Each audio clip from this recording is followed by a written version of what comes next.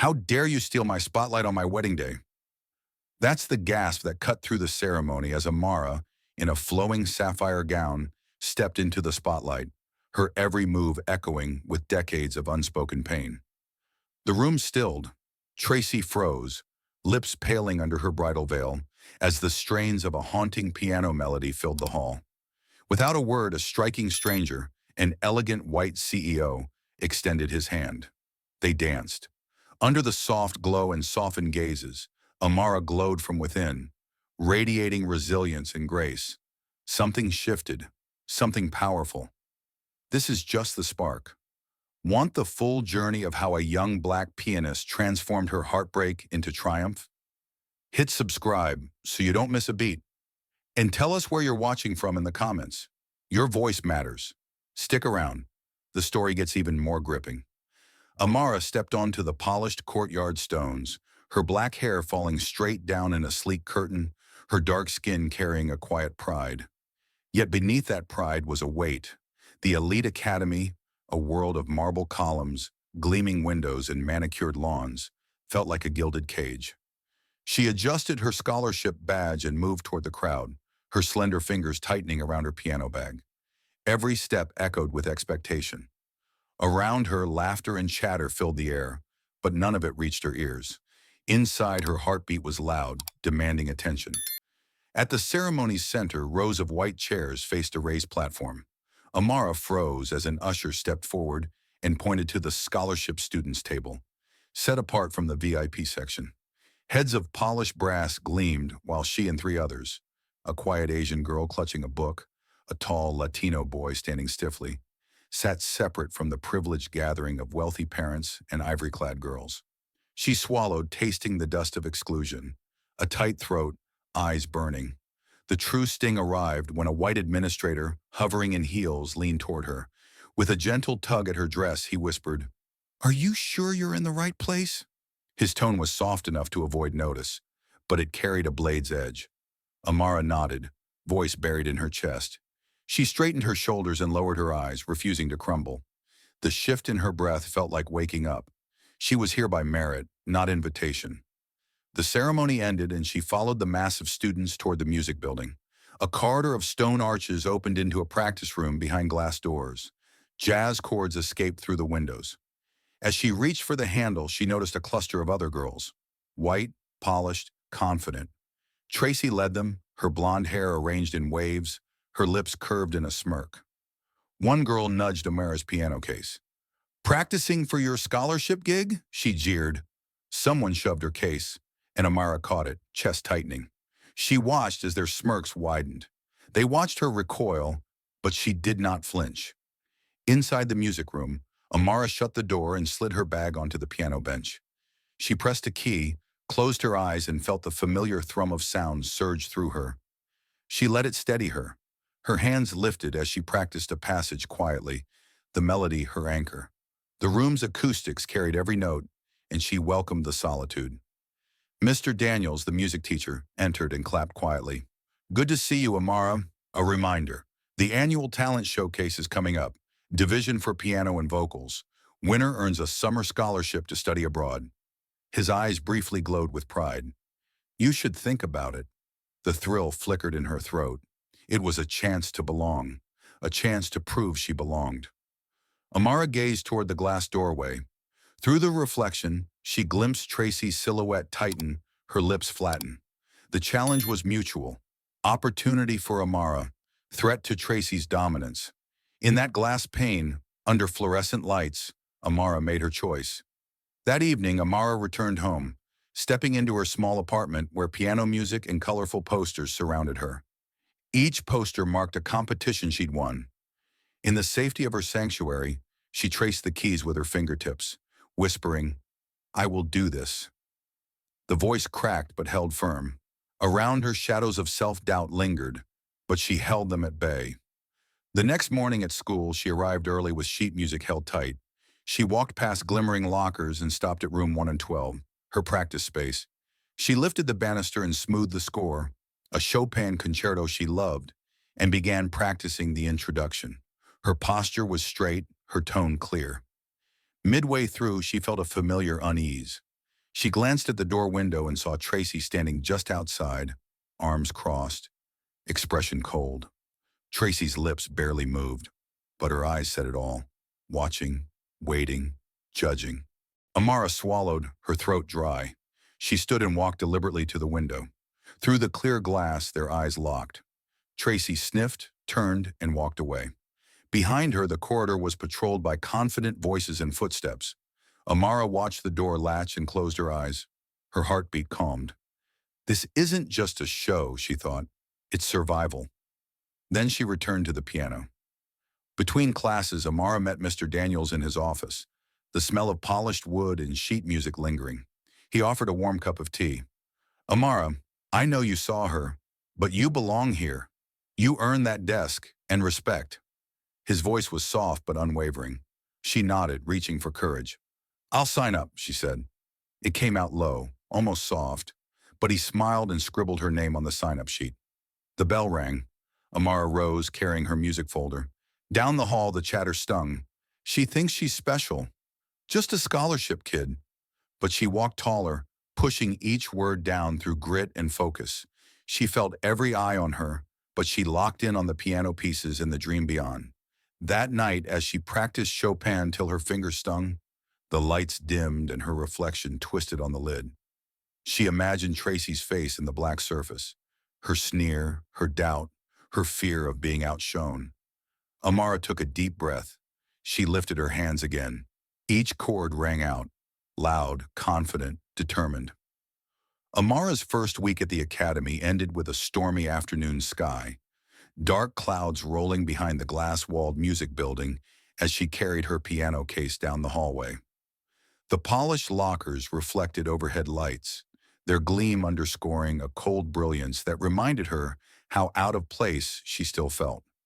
She paused at room 100's door, inhaled the scent of aged wood and rosin from the piano lids, and stepped inside. Her case thumped gently onto the bench as she set it down. The sudden click of the door behind her tingled against her nerves. She looked back, heart fluttering, only to find Tracy's silhouette frozen against the glass, arms crossed, gaze sharp as flint. Amara's throat tightened. She swallowed hard, forcing her shoulders to relax before turning back to embrace the quiet armor of the room. Although the hall outside buzzed with students, here it was silent enough for every breath to hum against the ceiling. She opened the lid, smoothed the sheet music she rehearsed, and began. The first notes of Chopin's prelude drifted out with controlled precision, each chord a defiance against her trembling. As she played, she imagined Tracy watching, waiting for a crack. She forced the melody onward, hoping that each note would anchor her resolve. Just then, the lights flickered and went out. Amara froze mid-chord, fingers suspended above black and white keys.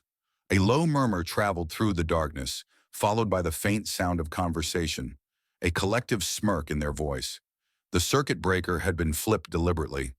She had felt the strain on her heart long before the lights dimmed. She pressed on in the gloom, her fingertips finding the keys by memory, but she knew that behind her, Tracy's group laughed. The lights snapped back on. Her music stood broken. The sudden brightness revealed her sheet music scattered across the floor, some pages crumpled, others soaked with the pressure of careless hands. She bent forward, fingers grazing the jagged tears. The fine lines of Chopin's signature bled with ink where the paper was bent. Those notes were now marred.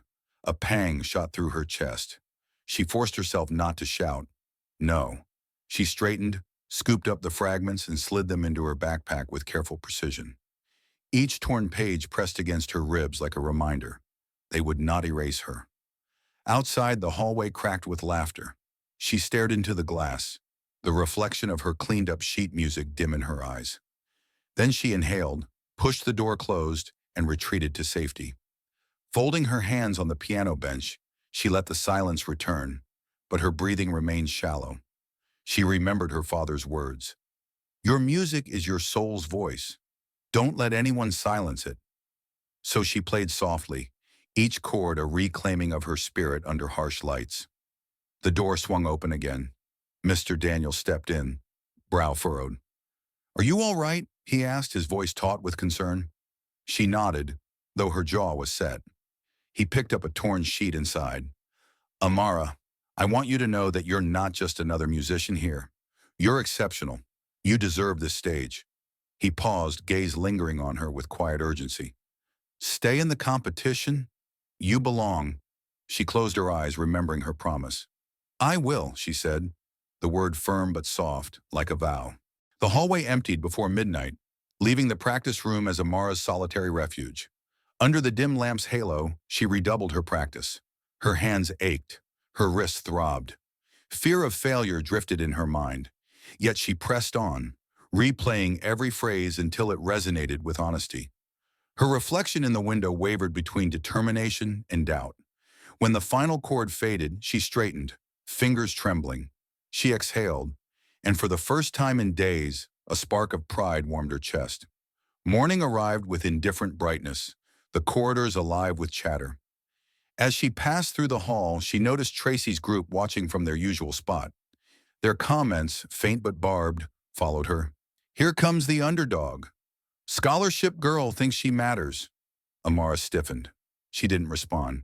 Instead, she kept walking, her posture spinal and unyielding. She opened the door to the commons room, where students crowded around lockers. She felt their stares. She felt their judgment. When she reached the piano room, the door was ajar. Inside, the damage from yesterday's chaos stood untouched. Upright piano lid left open. Papers still scattered. She stepped in and closed the door with quiet resolve. She crouched near her sheet music on the floor, inspecting each page. Tears threatened, but she blinked hard. Then she gathered them and placed them on the bench. Her voice echoed in that small room. I will learn from this. I will win. She lifted the cracked boards like a warrior donning armor and walked out. That afternoon, the tension came to a head. A girl in Tracy's circle, tall and composed with perfectly styled hair, intercepted Amara as she carried her belongings. She smirked and said sharply, Scholarship kid, you think you belong? Amara paused and turned slowly, her spine straight. She stared back. I don't think, she stated quietly, but clear enough to hush the hallway. I know. Then she walked past her challengers, holding her head high. Their silence followed her like a tail, but she felt lighter. She had spoken truth, unafraid. Later, she practiced at home. The apartment lights were soft, but she turned them bright on purpose. The city skyline glowed beyond the window, but she focused on her reflection in the piano. She repeated each passage until her fingers trembled with fatigue. When John, her mentor and neighbor, knocked on her door, she barely noticed him through the music's tail end. He entered and handed her a bottle of water. His calm gray eyes studied her with pride. You held your ground, he said. Good. She exhaled. It's only the beginning. They sat in silence, the piano resting between them, a witness to what came next. That night in bed, Amara lay awake. She could still hear the echo of that harsh hallway. She closed her eyes and pictured the piano keys under her fingers, each note shining through darkness. She thought of the upcoming talent competition, the biggest stage she'd ever face in that school. She thought of how Tracy's group was already planning their next move, and yet, in that moment, she felt something strong stir in her chest. Purpose. She rolled over and sat up. At the desk, she opened her laptop and drafted an email to Mr. Daniels. Thank you for believing in me. I will compete, no matter what. She sent it, feeling decisive relief. Then she shut her computer and reached for her sheet music. In the soft glow of the bedside lamp, she played the first bars of the concerto, filling the room with sound. And in that torrent of notes, hope rose strong inside her. The next 2 weeks blurred past in a relentless rhythm of early mornings and late evenings. Amara slid into the practice room before sunrise, when the halls were dim and the air still smelled of cold stone and dust. She brought her lamp, its pale glow illuminating the piano keys and the spiral binding of her Chopin concerto. The bench creaked when she sat, and her fingers trembled briefly before finding firmness. Outside, the school awoke with footsteps and laughter, but inside she created a bubble. Time slowed around every measured chord she struck. Each practice session pushed her to the edge, inching her closer to perfection. Yet the tension followed her. Each day at school, she glimpsed Tracy's group lingering by the music hallway, whispering pointedly and sharply. One morning when she passed with her case, A cold voice mocked, "Watch your back, scholarship star." She froze mid-step, eyes burning, but pressed on. She knew now that the stage of the talent showcase was more than a test of skill.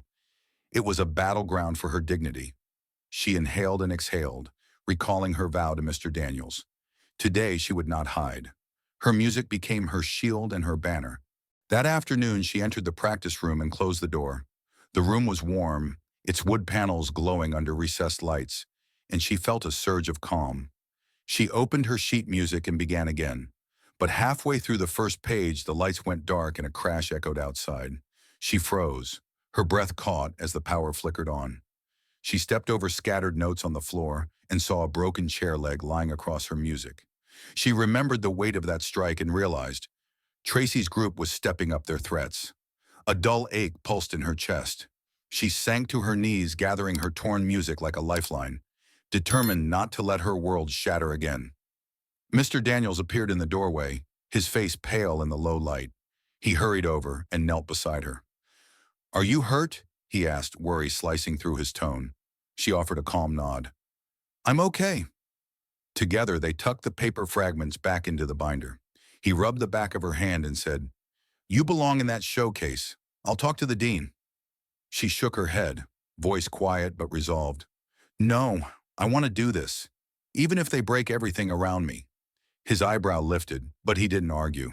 Instead, he left her with a gentle nod and a promise to stand behind her. His support settled in her bones like armor. That evening, she sat at home with John, her mentor and neighbor, the apartment lights soft but her determination bright. He leaned against the doorframe, arms folded, silhouette strong in the yellow lamp glow. "You pushed past that wreckage today," he said. She set aside her practice, eyes distant. "They tried to destroy my music, but they can't touch my soul."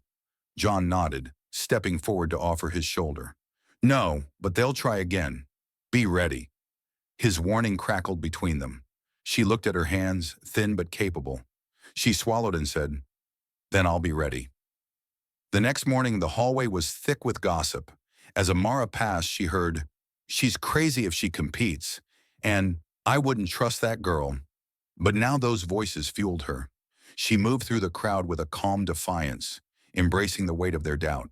When she entered room 112, she found her piano intact and her sheet music undisturbed for the first time in days. Relief swelled, but it was tinged with anxiety. Today, her space would be watched. She sat and ran her fingers over the keys. She felt the weight of expectation behind every note. Mid-practice, the door swung open. In strode Claire, a sympathetic senior with copper-toned hair and green eyes carrying 2 bottles of water. Claire sat and offered one. "They sabotaged your last session," she said softly, voice steady. Amara accepted the water, surprised. Claire explained, "I saw them. They don't speak my language, but I know wrong." She paused, studying Amara's face. "I want to help." The offer felt like a lifeline. Amara's breath caught, realizing she wouldn't face this alone. "Thank you," she said, her voice low. Claire placed a hand on her shoulder and whispered, "We're in this together." Comfort warmed Amara's heart, giving her strength to continue. But when Tracy's crew learned of Claire's involvement, their behavior escalated. Later that day, as Amara walked through the atrium, a heavy textbook struck her side. She gasped and spun to find no apology, only laughter and sneers. Another girl shoved past and ripped the strap of her case. Tears stung Amara's eyes. She swallowed and steadied herself with a breath in. Then she pressed forward, refusing to crumble. She kept her gaze straight, her composure intact. Pain was the evidence of survival. She carried on. At night, the school's hallways felt empty, yet alive with echoes. Amara crept to room 112 one final time before lights out. The corridors smelled of polished floors and leftover sweat from the day. She knelt at the piano and ran her hands across the keys, whispering apologies and affirmations. She rehearsed the concerto's most daunting passages until her arms ached and her vision blurred. But she refused to quit. As the final chord faded, she opened her eyes, feeling more anchored than before. 2 days before the showcase, Mr. Daniels arranged an after-school rehearsal with the talent judges. The panel included the principal and 2 external musicians. Amara entered the waiting room, chest tight but steady. When her name was called, she stepped forward. The judges sat expectant, their faces unreadable. She approached the piano, sat, and exhaled. She touched the keys and launched into her piece. The room held its breath as she navigated every crescendo and quiet moment with unwavering control. No sabotage, no interruptions. Only her music speaks truth. When she finished, the silence thickened, heavy with awe. One judge exhaled, then said simply, "Exceptional." She walked out into the hallway and collapsed into Claire's arms. Relief and joy coursed through her veins. Claire whispered, "They can't break you." Amara nodded, feeling pride blossom despite her exhaustion. When she reached home, she received 2 emails. One from Mr. Daniels with, "Congratulations, keep this up," and another from the scholarship board saying her application had been approved. Her chest exploded with triumph. Yet she sensed a storm gathering. This win would spark something greater, one she wasn't sure she was ready for. That night she wrote in her journal, "Today I proved I belong. Tomorrow I will face everything else." She closed the book and lay awake, listening to the city hum through the window. Fear and hope tangled inside her chest. She realized this was only the beginning, but she believed she could keep going, no matter what came next. She fell asleep with a smile. The day before the talent showcase arrived with an ominous hush. Amara stepped into the music hall early, its high ceilings and polished floor reflecting her pale lamp glow. The stage looked pristine, its piano lids sealed and chairs set in neat rows. Sweat pricked her skin despite the crisp air, because this would be the final rehearsal before everything. She carried her sheet music binder, its corners worn, and placed it carefully beside the instrument. The hall felt sacred, but also shadowed by expectation, as though every note she played would be watched and weighed by unseen eyes. She set her fingers on the keys and began, her breathing deep and controlled. The resonant chords of Chopin's concerto floated across the stage, filling the space with pain and promise. The notes carried her through the piece's first passages, then faltered as her heart pounded. She closed her eyes and recovered, letting the melody grip her again. But midway, a low hum started, then a sudden crack. The tuner on the piano hissed and dropped flat. Amara froze, stunned. The notes warped, and the audience, just a few judges and teachers, exchanged uneasy glances. She inhaled sharply, thinking of her notebook filled with rehearsal notes, now potentially useless. Before she could react, the piano fell silent with a mechanical groan. She glanced down to see a small device wedged between the strings, a sabotage wire meant to ruin her performance. Her chest seized. The room spun under the harsh environmental lights, and she felt the weight of defeat pressing in. She stared at the frayed wire and squeezed her eyes shut, mind raging, heart sinking. She saw Tracy's face in her mind, that slow smirk from the first day. The smell of rosin and varnish mixed with her fear. Yet beneath the anxiety, she felt something else. Resolve. Mr. Daniels rushed forward, fingers flitting through the strings to remove the wire. He looked at her, eyes intense. "I can fix this," he murmured, voice strained. Amara nodded, jaw clenched. She didn't cry. She didn't protest. She stood center stage watching him work. She imagined glory replaced by malfunction, hope replaced by condemnation. She tracked every click and twang as he restored the tension. When the piano spoke again, clear and confident, she exhaled, bracing herself. She would play. She had to. The hall announced a 5-minute reset. Amara hovered, breathing in the stale wood scent. She felt every second stretching, each tick of the wall clock echoing in her ears. She opened her binder and rechecked articulation notes. She closed her eyes and visualized the piece from memory. She whispered, "I am here. I will not break." Claire and John appeared at the back row, Claire's green eyes bright, John standing firm. They sent her small nods. That moment made her pulse quiet, anchored in the solidarity they offered. When she returned to the bench, the piano felt new under her fingers. She allowed the notes to flow, softer at first, then through the full arc of expression. Each phrase rose steadily, memory and emotion intertwined. She heard her breath in the harmony, saw her hands moving with a controlled grace. The judges leaned in. The lights seemed to dim around her, focusing on the music's depth. When the piece ended, she allowed herself the smallest exhale and held her head high. She didn't look at the audience. She looked inward, knowing she had reclaimed the moment. Still, triumph felt fragile. Later at home, she couldn't sleep. She replayed the sabotage in her mind, the cruel precision, the violation of trust. She sat at her desk, open journal in soft lamplight. She wrote, "They wanted to end me here, but I survived." Her pen shook, as did her hand. She drew a line below it and entered. "Tomorrow I will finish what I started." When morning came, she felt a tremor of both dread and hope coursing through her veins. At school, the hallway buzzed with speculation about her rehearsal. Some students whispered, "She broke the piano?"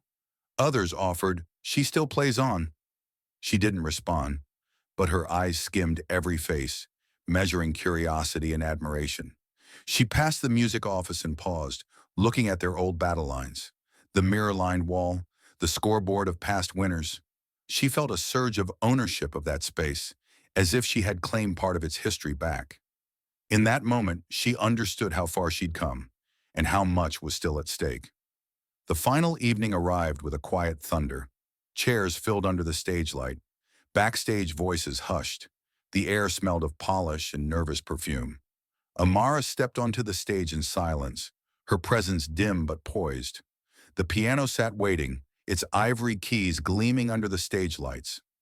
She sat, inhaled, and began. From the first delicate touch to the final thunderous chord, she poured herself into the performance. Every shift in tempo, every pianissimo breath carried the weight of memory, the sabotage, the hallway jeers, the broken binder, and each time the notes soared, they carried triumph over fear. The final chord lingered, hanging in the breath of the room. Then applause burst like a wave. The judges rose, one leaning forward to say, "That was extraordinary, emotionally rich." Another whispered, "There's something true there." Amara's throat ached. Tears trembled, but she blinked them away. She stood and curtsied, the applause roaring around her. She caught John and Claire's eyes, both shining with proud smiles. She felt the warmth deepen in her chest, as though the music had filled the gap left by doubt. Yet as the applause died down, she sensed it. The contest name still sat unannounced. The board still held their breath. Tomorrow would be the moment of decision, and nothing else would matter until then. But for now, she allowed herself a sliver of relief in the dazzling spotlight. She had stared into the abyss and found the strength to dance on the edge. That night, she returned home on a school bus that smelled of stale floors and teenage dreams. She held her binder to her chest. She remembered the sabotage, but also her recovery. She whispered, "This isn't over." The bus rattled through empty streets. She stepped off into the night air, cool and alive against her skin. In the distance, the academy's lights burned bright. She looked up at them and nodded. She was ready. Whatever came next, she would meet it head on. The night of the talent showcase arrived in a hush of anticipation, the auditorium's air thick with cloth and breath. Amara stepped through the velvet curtain, her heart pounding against her chest like a warning, and she held her binder of sheet music against her chest as though it were armor. Warm lights glowed overhead, casting amber pools on polished wood, and the scent of fresh flowers trickled through the air. She glanced at the grand piano center stage, its lacquer gleaming under the spotlight, and felt a wave of both wonder and trepidation. Outside, she sensed the audience's murmurs, families, peers, teachers, each waiting. She drew a moment's breath and straightened her spine, focusing on the music in her veins. She seated herself and closed her eyes, the hush folding around her like a cloak, and she inhaled slowly as each second counted down. A flash of memory crossed her mind. The sabotage during the rehearsal, the broken bench, the wire in the strings, and then the resolve she'd found in the darkness. Midnight worries had been crushed under determination. Tonight, winning the competition was not just ambition, it was vindication. Her fingers touched the ivory keys and felt the familiar weight, soft yet alive. The first note rang clear, the resonance anchored her, and she let it wash through her. As she navigated the opening measures, the notes flowed, graceful yet purposeful, each chord grounded in confidence. Midway through, she closed her eyes again, envisioning the faces of John and Claire in the front row. Claire's copper hair gleaming, her eyes bright with belief, and John's strong silhouette steadied by lamp glow. Their gazes steadied her, and she allowed momentum to build, rising through crescendo, steeping each phrase in deliberate emotion. The audience was silent, suspended in her music's ebb and flow. For a moment she danced across harmony without tripping on fear.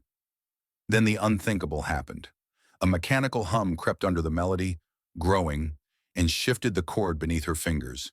She paused, eyes open, heart sinking, as the piano fell flat. She pulled her hands back, but the music quivered in the room. A quiet gasp rippled outward. She stared, every breath jammed in her chest. She thought she'd won. Instead, the instrument betrayed her. Technical staff raced on stage, faces drawn. Mr. Daniels stood close behind, his eyes flicking from her hands to the piano's innards. She blanked, her binder cracking open on her lap. She glanced at the judges, their brows furrowed, their lips tight. She felt Tracy's presence in the back row, a phantom smile playing across her lips, her blonde hair catching the stage light. Doubt washed over Amara like a tide. She pivoted her hands, but the keys were mute. She closed her eyes and thought, "We trained for this. We survived darker rooms." She unfolded her breath across her chest. Her fingers hovered in silent prayer above the keys. And then she played again. Softly first, while a technician knelt at the piano's base. The chord emerged, marred but not broken, and she leaned into the music with a trembling grace. Her voice is in harmony with the instrument. They restored the tension. She swallowed hard. She refused to yield. When the piano's voice returned, she surged forward into the final section, her hands commanding the keys through a tapestry of sound. She carried the melody with courage, each flourish a declaration. The audience leaned forward, drawn into her tenacity. The judges exchanged a brief nod. She finished on a high chord that trembled before fading into a stunned silence. She blinked. Her chest heaved.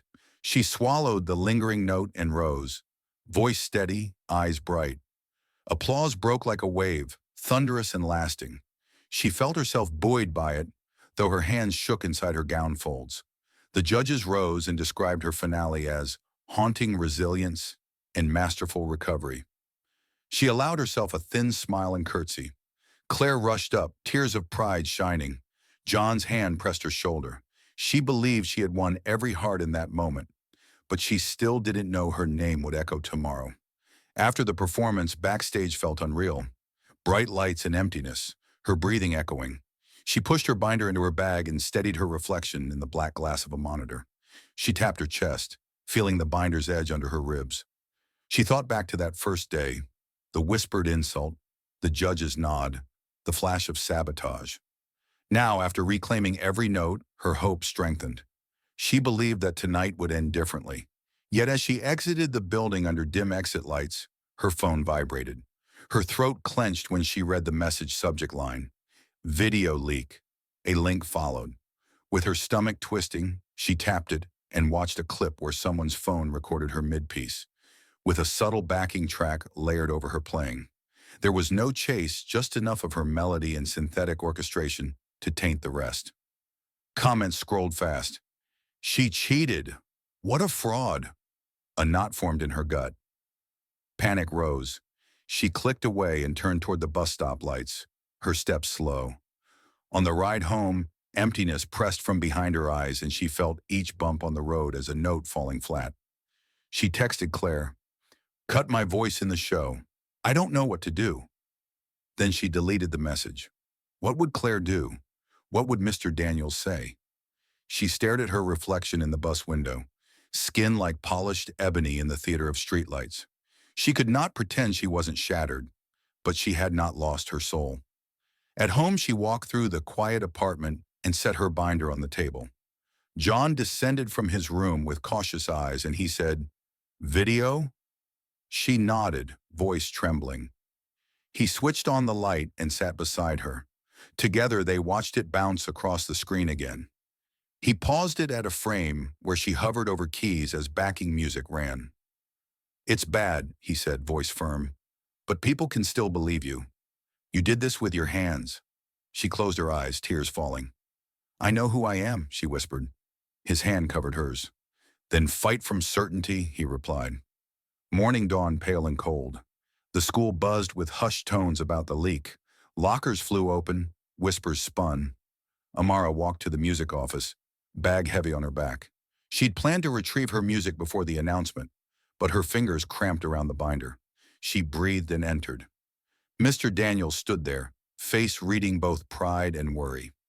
He placed a tender hand on her wrist and said, "The panel will meet at noon." She blinked. "I'll be there." At midday, they convened in a high-ceiling room with wooden panels and soft lights. The board members sat across from each other. The video paused on the screen. Amara entered, stepping carefully. Her palms hummed. She held a printed sheet of notes, a timeline of her rehearsals, her handwritten annotations, her teacher's remarks, and the technician's statement about removing sabotage devices. She laid them on the table. Her voice did not break as she said, "I want you to review these." She watched them skim the documents, their eyes flicking from paper to screen. Minutes passed loud. One board member looked at her and said quietly, "You're calm." She met his gaze. "I'm not calm," she replied, "but I believe my music is real. I stood up in front of dozens of people hours ago and played live. Even when that piano failed me." He nodded slowly. Another clicked, "Resume." The backing track played out. Then he paused again and switched to the rehearsal recording, her voice pure, untouched. He looked at her with something shifting in his eyes. And then he said, "The competition stands. Your result remains pending, but there is no finding of misconduct." A low cheer rippled from the choir balcony above. She exhaled, relief surging, though her legs trembled. She gathered her papers, her gaze firming. The teacher's hand brushed her shoulder. She smiled through tears. Outside the room, Claire waited. They hugged, wordless, while the future trembled between them. She realized the fight had only deepened, but she could stand again. That evening, an email arrived. "Congratulations! Your application is proceeding. A conditional prize will be awarded." Her heart pounded. She exhaled and sank into the couch. She touched her phone again and opened a tab, still trending under her name. Comments this time were mixed. Outrage, doubt, and vogue praise for resilience. She scrolled past hate and paused on one. She didn't break under it. Real strength. She closed her eyes. That's what she would cling to. At home, she began reworking her practice plans. She opened her bullet journal and wrote in bold, "Keep moving forward." She underlined it twice. And then she opened her binder, sharpened her pencils, and placed them beneath her lamp. In that quiet apartment, she practiced one measure after another, each note a heartbeat. And as the last chord faded into the dark, she whispered, "I am not done." The night listened. Amara's reflection shimmered in the ornate glass doors of the old auditorium lobby as she stepped inside, heart pounding like a metronome. The chandelier overhead scattered light across marble floors, and the soft hum of conversation filled the vast space. Her floral dress swayed gently with each step, cobalt blue fabric glowing beneath crystal fixtures. Bold, dignified, yet carrying the weight of a silent storm she fought within. She inhaled deeply to steady her racing pulse, because she had agreed to attend Tracy's wedding masquerading as a guest who belonged. Each breath felt like proof she could stand tall in the room where she once faced humiliation. Outside the doors, memories of sabotage, betrayal, and the false accusations still lingered, but inside she carried a calm purpose. She scanned the crowd, faces blurred in gilded haze. Then she saw him. He stood tall and still, an elegant stranger in a tailored suit, waiting, or so it seemed. She paused. Her eyes drifted over him before settling on her. The bride, Tracy, framed by bouquets, laughter, and applause. Tracy's expression crumbled for a split heartbeat before stiffening into a practiced smile. When Amara caught Tracy's gaze through the crowd, their eyes locked. Tracy's face paled, her veil trembling. That moment stretched, tension crackling like a snapped string, before Amara looked away deliberately, as though she were the one hosting the wedding, not a shadow from the past. Yet she felt that sharp line in the air, clear, impossible to ignore. Music swelled behind her, strings sweeping into a slow, familiar piano melody that echoed inside her chest. A single spotlight landed on the dance floor. She paused as a gentle hand touched her elbow. She followed the touch and found the stranger, his suit dark, posture relaxed, gaze sharp and warm. "Would you dance?" he asked quietly, voice low but resolute. He was a CEO visiting as a friend of the bride, yet his presence carried no airs. Instead, his eyes reflected curiosity, perhaps even admiration. She nodded once. Words felt irrelevant compared to what her chest already knew. They turned together into the circle of light. On the polished wood floor, they moved in silence, their steps measured, guided by instinct rather than instruction. Amara felt every pulse of the music, her spine anchored, and she let her body speak what she had silenced for years. He followed her lead, matching her rhythm with quiet confidence. She sensed a tension shift. Heads turned, murmurs shifted to silence, and the DJ eased into the soft melody that had once been her anthem in rehearsals. The music transformed the moment, lending gravity to stillness. She looked up and he met her glance with a small nod that said none of this was accidental. She breathed in warmth she hadn't expected. She felt elevated, luminous. Each turn they took on the floor felt deliberate, as if each step were an assertion, she belonged here. Every inhale matched the soft crescendo in the melody. Amara thought, "I'm not hiding anymore. I'm not ashamed." She recognized that the stranger did not know about her past. He saw only what was present, her poise, her integrity, the quiet power she exuded without apology. She slid a hand into his and she felt the strength of shared reverence. Then something shifted. Amara glimpsed Tracy again, edges blurred, eyes dark with a cold fire. Tracy's laugh floated up like a blade across the polished floor. The bride's admirers, aligned along the perimeter, watched Amara and the stranger, not with warmth, but with the tension of disruption. Tracy's composure faltered, and though she masked it with a smile, her eyes betrayed uncertainty. Amara, sensing the gravity of their dance, pulled slightly away, but not to leave. Instead, she held his hand and pressed forward, because her presence here in full glory was the unspoken statement. The song reached its peak, a swell of cello and piano, and their steps synchronized in unison under the spotlight. The stranger leaned in, voice soft behind her ear. "I felt your strength before I knew your story." Amara's chest shimmered as she realized this was not a performance. It was connection. She responded through movement, a lifted chin, a quiet smile that held scars but still refused to break. He nodded, stepping back as the song faded. The spotlight dimmed, and they separated on the floor like dawn and dusk parting. They stepped from the circle into the gathering crowd, and whispers passed like ripples. Admiration, envy, confusion. Some faces glowed with wonder at her transformation. Others, like Tracy's, were tight with suppressed fear. The stranger spoke her name softly, Amara, and the simple pronunciation carried acknowledgement, respect, something new. Amara walked toward the refreshment table, chest still throbbing, nerves humming. The stranger followed and she caught his name, Michael. He offered champagne and genuine warmth as they exchanged words about the music, the subtle power of a song that opens doors. His interest wasn't superficial. When he asked about her journey, she answered carefully, describing her roots, the challenges inside the academy, and the resilience that music gifted her. He listened, not with pity, but with recognition. He nodded and said softly, "Your power is in what you bear and what you allow yourself to show." She heard kindness in his voice. Across the room, Claire and John had slipped in behind her, drawn by the melody that still lingered. Claire's green eyes met Amara's with a glow that said, "Quiet victory." John, standing tall beside her, offered a small thumbs up. Amara flicked him a glance of gratitude and stepped aside so they could greet her. Claire embraced her, voice low but firm. "You stole the room."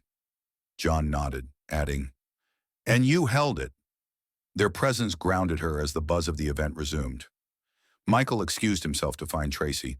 Amara watched him thread through the guests and disappear into a swirl of guests near the cake table. She looked over to Tracy, standing stiffly, flanked by bridesmaids whose painted smiles fluttered like masks. Tracy returned Amara's gaze, and the silence between them was louder than the music. Amara held her ground, calm, unafraid. She thought, "This is my moment, not revenge, integrity." A hush fell again as Michael returned to her side.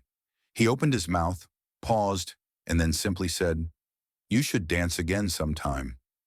Amara smiled, an almost shocked, relieved, and radiant smile, and nodded. She realized then that something had shifted. She wasn't just surviving, she was shining on her terms. As the night wound down, the guests began to file out, trailing soft laughter and reflective smiles. Amara stood by the door, Michael beside her, both lingering in the aftermath of what they had shared. The lights of the chandelier glittered above, and she felt that luxury for a moment had belonged to her. Not because she was invited, but because she owned the moment. She thought of Claire and John waiting outside to congratulate her. She thought of the upcoming confrontation at Chapter 7. She held the memory of her dance like a talisman. Outside, cold air hit her face, and she inhaled deeply, free. She turned to Michael and said softly, "Thank you." He offered a gentle hand. She took it, no longer unsure. She let his warmth steady her. He asked, "Where are you heading now?" She looked at the academy lights in the distance and said, "Forward." She stepped away, leaving him in the glittering night, ready for the next part of her journey. The night had shown her she could radiate light, even in places she once felt invisible. Amara stood at the edge of the reception hall, heart pounding like distant thunder. The chandeliers above cast pale gold light, but shadows lurked at their edges. She adjusted her cobalt blue dress again, palms damp, her grip steady with resolve. Around her guests mingled, laughter, clinking glasses, polite conversation, but all faded into background noise. Tonight she would speak.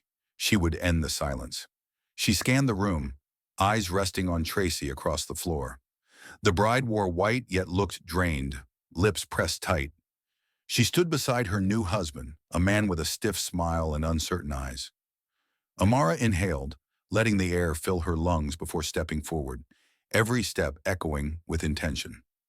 She paused at the base of the raised dais, where a cluster of guests circled Tracy and the groom. Glasses rested on tables, reflections flickering like nervous thoughts. She took one final breath and lifted the microphone that had been left at the podium. The music quieted, a hush spreading through the crowd. She began with clarity. "I am not here to shame anyone, but to speak a truth that demands to be heard." Her voice rang clear beneath the lofty ceiling. She saw Tracy blink, her composure slipping. Amara inhaled again and spoke firmly. "I was 16 when I walked into this room to perform, but the path that followed was ruined by someone who chose to sabotage me." She named Tracy once, looked her in the eye, and continued. "That sabotage was not a mistake." Gas curled through the audience like wind stirring resting leaves. Amara described the sabotage, how the support bench broke mid-rehearsal, how the wiring was manipulated under the piano strings. She laid out the false video, the backing track that wasn't hers, the smear that nearly destroyed her opportunity. She spoke in calm fragments, each word etched with precision. "I stood, I played, I believed." Her eyes never faltered. She cupped the supportive silence like fragile glass. But as she spoke, the room sighed, a collective inhale of understanding. Tracy's face shifted, first denial, then anger, then fear. She stepped forward, face contorted, voice rising. "That's not true. You're twisting what happened." She shook her head, clutching her bouquet. Amara held her ground, calm but unyielding. She pressed forward, her next line firm. "I have the technician's testimony, the rehearsal recording, the judge's comments. I have every proof in this binder." She lifted the binder, its spine cracked, pages worn, and the room stilled more. Tracy's lips quivered. A judge, Mr. Hammond, father of the pianist who lost last year, stood and nodded toward Amara. His voice echoed, "We will review the evidence. The truth will guide our decision." Guests whispered, cameras tilted, and Tracy staggered back, eyes aflame. Amara glimpsed John and Claire in the front row, their support solid and unwavering. She inhaled deeply and lowered the mic. Yet she was not done. She shifted tone. I speak not for revenge. She paused, scanning faces, some shocked, some relieved. I speak because this moment needs justice. She shifted the binder to the projector stand. A slide appeared. Images of broken wood pieces, torn strings, text timelines. The audio clip played, the flat chord, the hum of sabotage, her voice rising above mechanical noise. The screen held their faces. Tracy's betrayed expression, the engineer's nod, the technician's words. She saved the performance. Murmurs rose like a tide. Tracy's shoulders shuddered, tears pooling. Her new husband stepped back, confusion etched across his face. Guests leaned forward, absorbing the stain of truth. The atmosphere crackled. Amara's voice softened, yet remained steady. I stand here because my music and my dignity are worth more than silence. She stepped down from the dais, leaving the binder open on the stand. The projector clicked off. Silence. Then applause broke. Not the polite sort, but deep, heartfelt, the kind that echoes in ribs. John rose and clapped, then Claire joined, followed by others. The sound rippled. Amara felt tears prick, but she blinked them away. The judge approached, shaking her hand with warmth. Guests leaned in to offer congratulations. She looked back at Tracy, who stood alone now. Her composure crumbled, hydration tears sliding down pale cheeks. She realized Tracy's world had shifted. Amara allowed herself a breath. The night still waited. We'd not reached its conclusion. But in that moment, she had reclaimed her story. She would not be broken. She allowed her supporters to gather around. Michael, the CEO, stepped forward, smile calm, eyes kind, as if offering a new beginning. Amara nodded at him, grateful. In the afterglow, she slipped outside to the balcony. Air was crisp, and city lights twinkled below. John came beside her, putting an arm around her shoulder. Claire brought hot tea in disposable cups. They sipped quietly as the guests drifted below. You were brave, Claire said softly. Amara inhaled the cold air, tasting freedom. We did it, she corrected. John nodded, voice quiet. Yes, together. She realized then that this was more than a victory over one person. It was a defense of every voice silenced by fear. She looked at the binder resting by her feet and felt its weight as proof of resilience. Then she spoke. It's not over, but tonight's the beginning. The two friends didn't need more words. When she returned inside, the mood had shifted. Tracy stood off to the side, not crying, not speaking, but her eyes rested on Amara with startled acknowledgement. Amara met her gaze and nodded. No hate, just finality. Tracy nodded back, voice barely audible. I'm sorry. Amara gave a quiet nod and stepped away. Back in the grand hall, the DJ resumed music softly, gentle piano notes. Guests resumed dancing, but Amara lingered near the projector stand. Michael found her and placed a hand gently on her back. This is your night, he said. Own it. She turned, their eyes meeting. She nodded, and then they stepped into the music together, not for a dance, but to share calm and solidarity in the aftermath of truth. As the night wound down, Amara embraced Claire and John one last time. She gathered her binder, but left it this time, a symbol of her fight, not her burden. Outside, the cars arrived for guests. She stepped toward her car with Michael by her side. She inhaled the cool breeze again, lights bathing her in half silhouettes. She felt the tension drain, replaced by something sturdier. The final moments before she left, she placed her hand on Michael's arm and said quietly, Thank you for believing. He smiled. Always. She walked to her car, opened the door, and looked back one more time. The hall glowed behind her, not as a place of threat, but a stage of awakening. The morning light in the city felt different when Amara stepped onto the terrace cafe with Michael beside her. The warmth on her face felt like absolution. Behind them, their table held 2 steaming cappuccinos and a spread of breakfast. She looked out at the skyline, glass towers reflecting the sun like hope magnified. Michael slid across a folded letter from the scholarship committee. Conditions lifted. Pride bloomed in her chest, but it came wrapped in quiet solemnity because she remembered the road that had required every ounce of her faith. Michael smiled, watching her read. "You did it," he said simply. Amara nodded, voice husky. "We did it." She refolded the letter, careful and steady, and tucked it into her bag. Their joined hands rested on the table, two souls tethered by purpose. She thought of Claire and John, readying tonight's ceremony to honor survivors of injustice. Tonight they would celebrate more than just vindication, they would honor resilience. By afternoon, the community center's old gym buzzed with activity. Wooden floors gleamed, but here they took on new meaning. This was where music, trust, and healing would intertwine.